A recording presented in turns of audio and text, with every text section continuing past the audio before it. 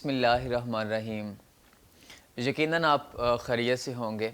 आज इंशाल्लाह लेक्चर 5 पढ़ेंगे और देखेंगे कि जो हमने पीछे टॉपिक्स पढ़े थे उनके बाद आज हमने देखना है वो आइसोटॉप्स पढ़ा था कि कौन सा आइसोटॉप कितना पाया जाता है नेचर में। मैंने आपको बताया था कि मिसाल लीजिए, आज हमारा जो सबसे पहला टॉपिक है उसका नाम है रिलेटिव अबंडेंस ऑफ आइसोटॉप्स।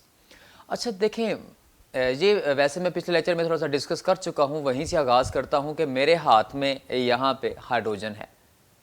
मैंने क्या किया, इसका एक आइसोटोप उठाया, दूसरा आइसोटोप उठाया, तीसरा आइसोटोप उठाया, protium protium protium protium protium protium, and पे जाके थोड़ी सी तादाद निकली है, ये ले ख़त्म हो गया, ये थोड़ा सा है जनाब, ये एटम ड्यूट्रियम है, ये ड्यूट्रियम है।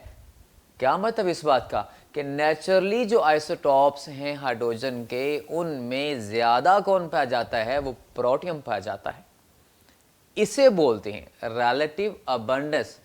रिलेटिव अबंडेंस क्या होती है, ये हमारे पास इसकी डेफिनेशन है। The relative abundance of N isotope means क्या है, द परसेंटेज पर सेंट, पर सेंट, सेंट मीन 100, आप कहते हैं ना सेंटीमीटर, सेंट मीन 100 होता है, परसेंट मतलब परसेंटेज, कितने में से, 100 में से। कि अगर हमारे पास हाइड्रोजन के आइसोटॉप हैं तो उनमें एक कितने परसेंट पाया जाता है, this is known as relative abundance of an isotope. ये इसकी आपके सामने डेफिनेशन लिखी हुई है। ये सबसे पहला लफ्ज़ देखें जरा डेफिनेशन में जो लिखा हुआ है, मेन द परसेंटेज ऑफ, ये है, ये क्या है, ये परसेंटेज है किसकी, एक पार्टिकुलर एक ख़ास आइसोटॉप की, किस में, जो नेचर में पाई जाती है, और किसकी निस्बत, उसी एलिमेंट के दूसरे आइसोटॉप्स की निस्बत। This is known as relative abundance of isotope. अच्छा, अगर एक चीज़ के दो आइसोटॉप हैं, एक पाया जाता है 30%, तो अंडरस्टूड है, आप बता सकते हैं कि दूसरा कितने परसेंट पाया जाता होगा, 70%। मतलब परसेंट मीन 100 में से, तो एक 30 है तो दूसरा कितना होगा, 70। क्यों, क्योंकि 70 30 कितना होता है, 100 होता है। क्या मतलब कि तमाम परसेंटेजेस को, तमाम रिलेटिव अबंडेंस को अगर जमा कर लिया जाए, उनका सम कर लिया जाए, तो वो कितना बन जाता है, वो 100 बन जाता है। ये इसका आज का पहला पॉइंट हो गया, वाइट में जो आपके सामने अभी स्लाइड आई पई है। उसके बाद हमारे पास इसके बारे में एक तीसरी बात आपने याद रखनी है। आपको याद होगा पिछले टॉपिक हमने पढ़ा था एवरेज एटॉमिक मास। अच्छा, वो रिलेटिव एटॉमिक मास के अंदर ही मैंने टच किया था एवरेज एटॉमिक मास को।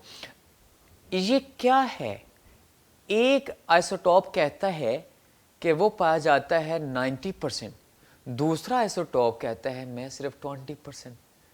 तो आप मास किसका रखेंगे, क्योंकि आइसोटॉप्स के किस चीज़ में डिफरेंस होता है, मैसेज में। ये पिछले लेक्चर में मैं डिस्कस कर चुका हूँ कि वो आइसोटॉप जो 90% पाया जाता है, तो फिर ज़्यादा किरदार तो उसका हुआ ना, तो दूसरा जो 10% है उसका किरदार तो फिर कम हुआ ना। तो फिर इसलिए हमने क्या करना है, एक एवरेज मैथ्स लेना है। ये आज इंशाल्लाह इस टॉपिक के फौरी बाद हम एवरेज एटॉमिक मैथ्स भी ड्राइव करेंगे। अच्छा, फिर वो जो एवरेज एटॉमिक मैथ्स हम लेते हैं, मतलब नियॉन है, उसका मैथ्स अक्सर आप बोलते हैं 20.18। ये इशारिये में है, फ्रैक्शनल वैल्यू है, वो इशारिये में कैसे आ जाती है, वो असल में आज जब हम एंड पे ड्राइव करेंगे आप देखेंगे वो नेचुरल अबंडेंस से ही निकालते हैं। रिलेटिव अबंडेंस जो होती है उसकी मदद से एवरेज एटॉमिक मास लिया जाता है। तो लिहाजा आपने याद रखना है कि जो मास होता है उसमें किरदार होता है किसका, नेचुरल अबंडेंस का।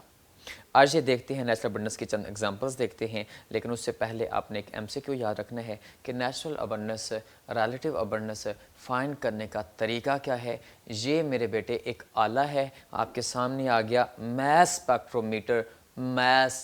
मास मालूम करने वाला, स्पेक्टर करने वाला, मीटर करने वाला, ये हमारे पास एक डिवाइस है। ये हमने लॉन्ग क्वेश्चन पढ़ना है इंशाल्लाह नेक्स्ट लेक्चर के अंदर कि मास स्पेक्ट्रोमीटर क्या होता है, इससे हम मैसेज कैसे फाइंड करते हैं। असल में आइसोटॉप्स में मेन डिफरेंस किस चीज़ का है भला, मैसेस का डिफरेंस है न्यूट्रॉन्स की वजह से। अगर मैस डिफरेंस होता है तो जो मैस जब हम फाइंड करेंगे तो हमें पता लग जाएगा इस आइसोटॉप का इतना मैस है, इस आइसोटॉप का इतना मैस है, इस आइसोटॉप का इतना मैस है। तो इस आले का नाम, इस डिवाइस का नाम आपने याद रखना है एमसीक्यू के तौर पर, दैट इज़ मैस स्पेक्ट्रोमीटर। इसके बाद हम देखेंगे चंद एग्जांपल्स देखेंगे। सबसे पहले एग्जांपल कॉपर देखें। एक हमारे पास कॉपर 63 जो है ये देखें 69.2% पाया जाता है। दूसरा कॉपर 65 आइसोटॉप है, ये 30.8% पाया जाता है। एक और एग्जांपल देखते हैं ऑक्सीजन। आह कमाल की चीज़, ऑक्सीजन के 3 आइसोटॉप्स में से सबसे ज़्यादा चेक करें कौन पाया जाता है। ये देखें, ये लिखा हुआ 99.76%। मतलब ऑक्सीजन 16 ही 99.76% पाया जाता है। दूसरा 0.04%, ये देखें ये थोड़ी सी वैल्यू है, और ये 0.20% पाया जाता है। इसके बाद थर्ड एग्जांपल देखते हैं आइसोटॉप पोटाशियम 39, ये देखें सबसे ज़्यादा पाया जाता है, 93% पाया जाता है। और 41 कितना पाया जाता है, 6% पाया जाता है। जबकि के 40 जो होता है, पोटाशियम 40 जो होता है, वो सिर्फ कितना पाया जाता है, ये लिखा हुआ 0.0117, इतने परसेंट पाया जाता है। एक और एग्जांपल देखते हैं, देखें प्रोटियम और ड्यूटियम। प्रोटियम जो है ये देखें 99.985% पाया जाता है। ये देखें ड्यूटियम कितना पाया जाता है, 0.01% पाया जाता है। एक एग्जांपल और देखते हैं, ये आपके सामने कार्बन 12 की एग्जांपल है कि कार्बन 12 98% पाया जाता है, जबकि जो कार्बन 13 है ये 1.11% पाया जाता है। इसके बाद जो क्लोरीन है ये इसके 2 नेचुरली अकरिंग आइसोटॉप्स होते हैं, और वो कितने परसेंट पाया जाता है, एक 75% तो दूसरा 25% करीबन अबाउट नेचुरली। इसके बाद हमारे पास कुछ ऐसी एग्जांपल्स हैं, ये आपने एमसीक्यू के तौर पर याद रखनी है। अक्सर पूछा जाता है, पहले भी बोर्ड में ये एमसीक्यूज आ चुके हैं। और आपको अगर पूछा जाए कि मोनो आइसोटॉपिक स्पीशीज़ कौन सी होती हैं, तो आपको पता होना चाहिए जिनके पास सिर्फ एक ही आइसोटॉप होता है। ऐसे elements which have only one isotope, they are known as monoisotopic. Mono mean क्या होता है, वन होता है, वाहिद होता है। अच्छा देखिए, हमारे पास चंद एग्जांपल्स हैं आपके सामने। आर्सेनिक है, उसके बाद हमारे पास नियोबियम है, उसके बाद गोल्ड है, उसके बाद हमारे पास बेरिलियम है, और तीसरी एक और एग्जांपल चौथी दी हुई है हमारे पास फ्लोरीन है।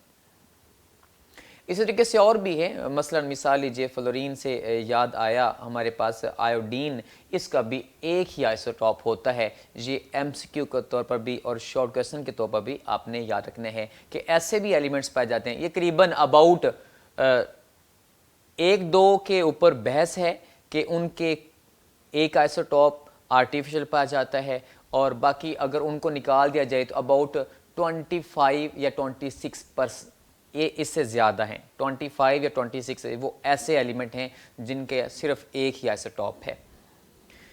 बहरहाल ये आपने चंद जो आपने एग्जांपल जो आपकी बुक के मुताबिक हैं ये आपने याद रखनी है। आए देखते हैं नेचुरली अकरिंग आइसोटॉप कितने हैं, 280 हैं। उसके बाद हमारे पास रेडियो एक्टिव कितने हैं, 40 हैं। रेडियो एक्टिव कौन से होते हैं भला, जो शुआएं खर्च करते रहते हैं, रेडिएशन से बना रेडियो एक्टिव। इसके बाद तीसरी बात आपने याद रखनी है कि 300 वो आइसोटॉप हैं जो हमने आर्टिफिशियली तैयार किए हैं, अनस्टेबल हैं। कुछ और बातें देखते हैं आइसोटॉप्स के बारे में, some facts about the isotopes. सबसे पहली बात आपके सामने बड़ी कमाल की आई है, ये अरसा दराज लगा इन चीज़ों की जांच पड़ताल करते हुए कि ऐसे एलिमेंट्स जिनका एटॉमिक नंबर ओड होता है, ये देखें लिखा हुआ ओड। ओड मीन क्या होता है भला, ताक मीन जो 2 पे तकसीम ना किया जा सके, वो उनके कभी भी 2 से ज़्यादा स्टेबल आइसोटॉप नहीं होते। तो इसका मतलब जिनका इवन एटॉमिक नंबर होता है उनके हमेशा ज़्यादा आइसोटॉप्स होते हैं। इसके बाद हमारे पास कुछ और बातें देखते हैं आइसोटॉप्स के बारे में। एक बात बड़ी सादा सी, ये बड़ी कमाल की बात है कि ऐसे आइसोटॉप्स जिनका मैस मल्टीपल ऑफ 4 होता है, सामने एग्जांपल लिखिए O16, सिलिकॉन, कैल्शियम, ये सारे 4 का मल्टीपल है ना, 40 4 का मल्टीपल है, ये 28 4 का मल्टीपल है, 16 4 इंटू 4 कितना होता है 16। ये सारे जो मैसेज हैं ये सारे मल्टीपल ऑफ 4 है ना। ये जो सारे आइसोटॉप्स मिलके, ये सारे के सारे आइसोटॉप मिलके ज़मीन का 50% कशरे अर्ज का हिस्सा बनाते हैं। कशरे अर्ज क्या होता है? ये ज़मीन है, ज़मीन, ये ग्लोब, इसकी जो सबसे बालाई तय होती है इसे बोलते हैं अर्थ क्रस्ट, कशरे अर्ज। ये सामने आपके एक स्लाइड ओपन हुई है जिसमें लिखा हुआ है 50% ऑफ द अर्थ क्रस्ट। ये आपने याद रखना है, एमसीक्यू के तौर पर याद रखना है। इसके बाद एक और फैक्ट है कि 280 नेचुरली में से 154 वो हैं जिनका एटॉमिक नंबर भी और एटॉमिक मास भी दोनों क्या हैं? इवन हैं। आज का दूसरा टॉपिक एवरेज एटॉमिक मास। ये रिलेटिव एटॉमिक मास के अंदर भी मैंने इसको थोड़ा सा ब्रीफ किया था कि असल में रिलेटिव एटॉमिक मास भी हम एवरेज ही होता है। आए आज इसे मज़ीद एक्सप्लेन करते हैं कि एवरेज क्यों ली जाती है। असल में आपको अभी अभी बताया कि बाज़ एलिमेंट्स के आइसोटॉप्स ज़्यादा होते हैं, तो हम उसका कौन सा मास लिखें? तो हमने एक सादा सा इसका हल बता दिया। क्या कि सबसे पहले डेफिनेशन देखिए, एवरेज एटॉमिक मास होगा कौन सा? एवरेज एटॉमिक मास होगा the sum of the masses of the isotope. मसलन एक का मास 20 है, दूसरे का 21 है, तीसरे का 22 है, इनको हमने सम करना है। लेकिन ये जो मासेस 20, 21, 22 मल्टीप्लाई किए किससे? उनकी नेचुरल अबंडेंस से।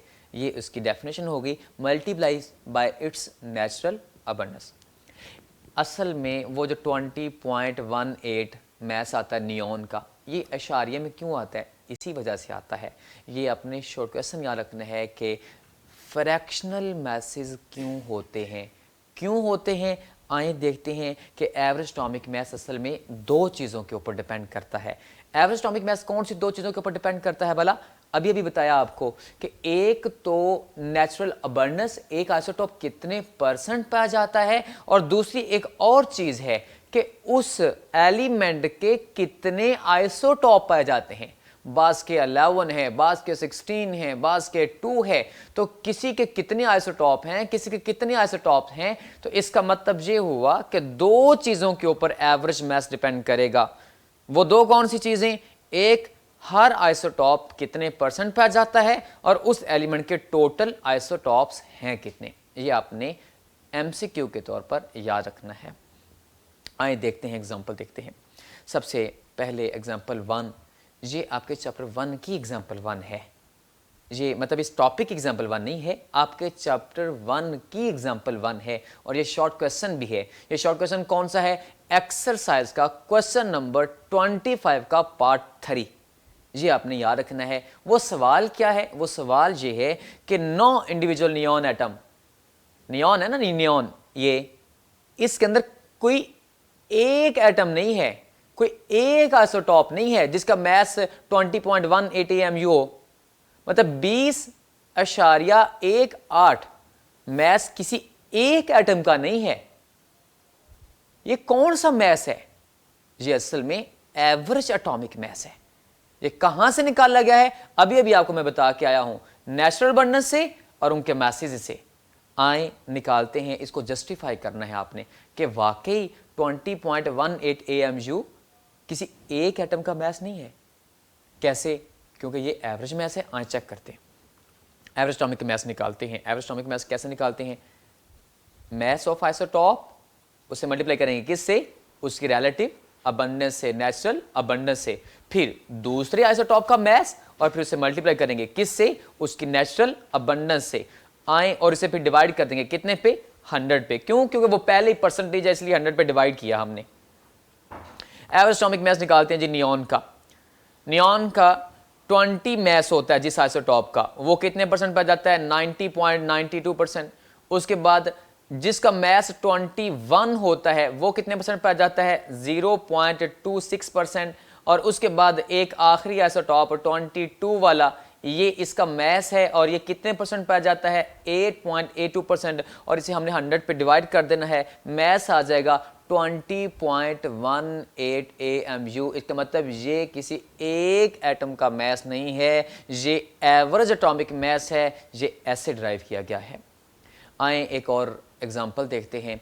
और ये जो एग्जाम्पल हम पढ़ने लगे हैं ये एक्सरसाइज का क्वेश्चन नंबर 6 है।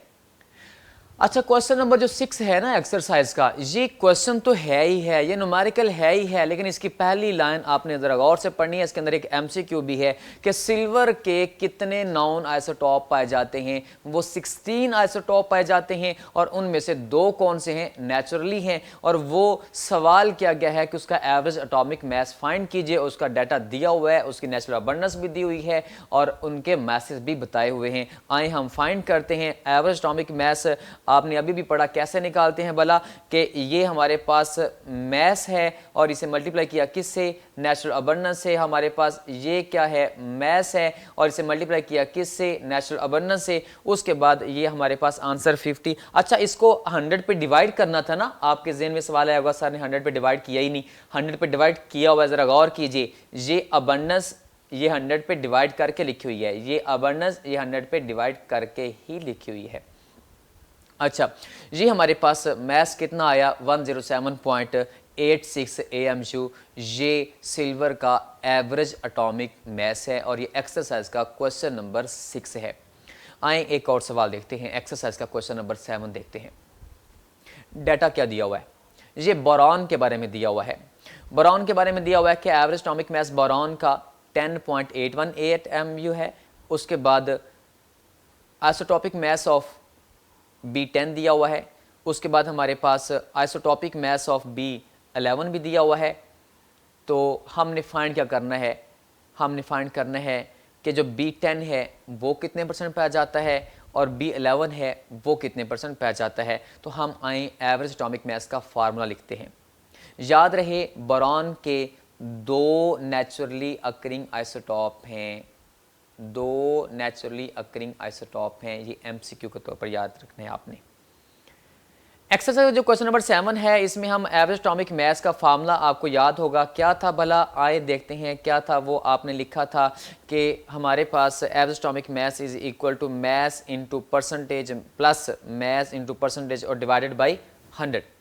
अच्छा, हम न्यूमेरिकल आगाज करते हैं कि लेट नेचुरल अबंडेंस है B10 की, ये हमने खुद लेट की है X%। तो B11 की कितनी होगी भला, टोटल सम कितना था परसेंटेज का, मैंने बताया था 100। तो इसका मतलब B11 की परसेंटेज कितनी होगी, 100 में से B10 की परसेंटेज को माइनस कर दीजिए, नेगेटिव कर दीजिए। तो ये इसे मैंने निकाल दिया, तो वो बाकी किसकी बच जाएगी, B11 की परसेंटेज बच जाएगी। अभी हम देखते हैं इसे हल कैसे करना है। एवरेज एटॉमिक मास का फार्मूला लिखिए। एवरेज एटॉमिक मास किसके इक्वल होती है भला, उसका मास into percentage plus mass into percentage. ये कौन सा है, B10 और ये कौन है, B11। और इसे फिर हमने डिवाइड कर देना कितने पे, 100 पे। और ये हमें खुद दिया हुआ है, ये डाटा मैंने डायरेक्ट फार्मूला के अंदर पुट कर दिया है और ये हमें दिया हुआ है 10.81 AMU। ये क्या था भला, एवरेज एटॉमिक मास था किसका, बोरॉन का। अच्छा, इसको जरा कैलकुलेट करेंगे तो कैलकुलेट करते हैं तो ये क्या आ जाएगा हमारे पास, ये 100 को ऊपर ले जाइए, यहाँ पे आके मल्टीप्लाई हो जाएगा तो ये क्या हो जाएगा 1080 हो जाएगा। तो अभी मैंने इसमें कुछ नहीं किया, सिर्फ ऊपर लाके मल्टीप्लाई कर दिया है। अच्छा, इसे मजीद हल करते हैं तो जरा देखें, इसको इससे और फिर इससे मल्टीप्लाई कीजिए। जब इसे मल्टीप्लाई करेंगे तो ये क्या हो जाएगा 1100 और ये क्या हो जाएगा 11x हो जाएगा। तो ये 1100 और ये 11x हो गया। इसके बाद इसे मजीद हल करते हैं तो देखें, ज़रा चेक करें कि ये 11x है, ये क्या है 10x है। अच्छा, ये 10x और 11x इन्हें आपस में हल करें और 1100 को इधर ले आते हैं, ये इधर आके माइनस का हो जाएगा। तो वो 1100 में से 1080 जब माइनस करेंगे तो कितना बच जाएगा, -20 बच जाएगा। अच्छा, ये हमारे पास इधर भी नेगेटिव है, इधर भी नेगेटिव है, तो ये खत्म हो जाएगी। उसके बाद x इज इक्वल टू क्या आंसर आ जाएगा 20। x हमने किसको रखा था भला, B10 को। इसका मतलब हुआ कि B10 जिसका मास है वो कितने परसेंट पाया जाता है, 20% पाया जाता है। तो इसका मतलब जो B11 हुआ फिर वो कितने परसेंट पाया जाता होगा, अंडरस्टूड है कि आपको पता होना चाहिए। वो 100 में से माइनस कर दीजिए 20 को, तो बाकी कितना बचा, 80% बचा। ये B11 की परसेंटेज है। इसके बाद हमारे पास नेक्स्ट आप देखेंगे कि आज हमने क्या सीखा है, कौन से क्वेश्चंस आपने बोर्ड के रूल के मुताबिक याद रखने हैं। रिलेटिव अबंडेंस क्या होती है, एग्जांपल्स दीजिए। उसके बाद हम बताएंगे कि एवरेज एटॉमिक मास क्या होता है, एग्जांपल्स दीजिए। उसके बाद आपने सवाल याद रखना है कि एटॉमिक मास से फ्रैक्शनल वैल्यूज़ होती हैं, इसको आपने जस्टिफाई करना है। उसके बाद आपने ये मैंने पीछे पढ़ा के आया हूँ कि एक्सरसाइज का क्वेश्चन नंबर 25 का 3 पार्ट भी है और आपके चैप्टर 1 की एग्जाम्पल 1 भी है कि नियॉन के किसी भी एक एटम का मैस 20.18 AMU नहीं है। इस बात को जस्टिफाई करने और पीछे मैं इसको हल करके जो आया हूँ वही आपने जवाब लिखना है, उसका सोल्यूशन लिखना है, एवरेज एटॉमिक मास का फार्मूला लिखना है, उसके बाद वैल्यूज़ पुट करनी है और वो जवाब आ जाएगा। आपने लिख देना है कि this is in fact average atomic mass and average atomic mass depend upon the two things. वो कौन सी दो चीज़ें हैं भला, एक natural abundance of the isotopes और एक नंबर ऑफ द आइसोटॉप्स, उस शय के आइसोटॉप्स पाए कितने जाते हैं। और एक और आपने सवाल रखना है एक्सरसाइज का क्वेश्चन नंबर 6 जो हमने एंड पे किया है और सिल्वर वाला, और उसके बाद एंड पे क्वेश्चन नंबर 7 बोरॉन वाला, उनका सोल्यूशन आपके सामने था। आपने उसे अच्छे तरीके से स्टॉप करके वीडियो को देखना है। अपना बहुत सा ख्याल रखिए। ये आज का कंक्लूजन था और एस्पायर की क्लासेस को अपने घर पे एंजॉय करते रहिए। इंशाल्लाह फिर मुलाकात होगी। थैंक यू, अल्लाह हाफिज़।